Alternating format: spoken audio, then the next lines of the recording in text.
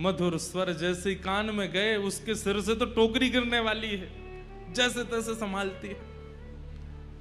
कहो लालन मोकू आम दे दो। गोपी नीचे बैठ गई और जैसे ही टोकरी बगल में रख करके बोली, अच्छा आम चाहिए? बोले हाँ। पहले कछु देनो पड़ेगा तब आम मिलेंगे। ठाकुर जी बोले हाँ मैं लेके आया हूं। और जैसी अंजलि आगे करी सबरे अनाज गिर गए, एक अन्न को दानो पड़ो बस। ठाकुर जी कह रहे जे बच्चो है। अरे सबरे गोपी गिर गए रास्ता में, अब तुम याते जितनो मिल जाए उतनो दे दो। एक अन्न को दानो है और बाकू ठाकुर जी कह रहे हैं कि याते जितनो मिल जाएगो आम उतने दे दो।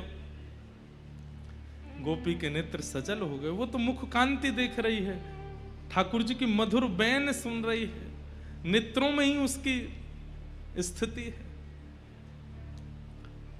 गोपी बोली अच्छा या के बदले जितनो मिलेगा उतना दे दूं? बोले हाँ दे दो।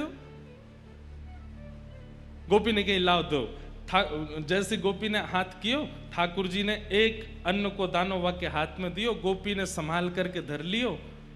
अब तो लेकर के महाराज एक आम हाथ में, दूसरो आम दूसरे हाथ में, दूसरो आम और दियो, तीसरो आम और दियो। 4-5 आम ठाकुर जी को पकड़ा दिए। ठाकुर जी ऐसे खड़े है गए, 4 आमन में ही ठाकुर जी तो भर गए, छोटे से हैं। बस गोपी इतनो ही बहुत है। वो ना है तुमने जो दियो बातें तो और ज्यादा मिलेगो, लेके जानो पड़ेगो।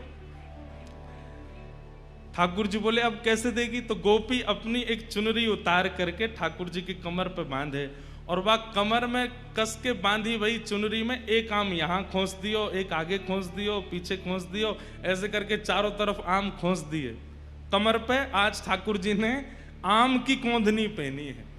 आम की कोंदनी पहन रखी है। वही चुनरी को नेक छोड़ बचो है तो वही हाथ पे बांध दिए, तो 1-2 आम यहां लगा दिए, दूसरी तरफ यहां पे 1-2 आम लगा दिए।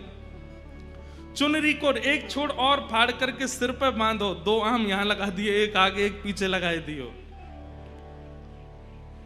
ठाकुर जी बोले अब तो मैं गिर जाऊंगा, इतना भारी है गयो।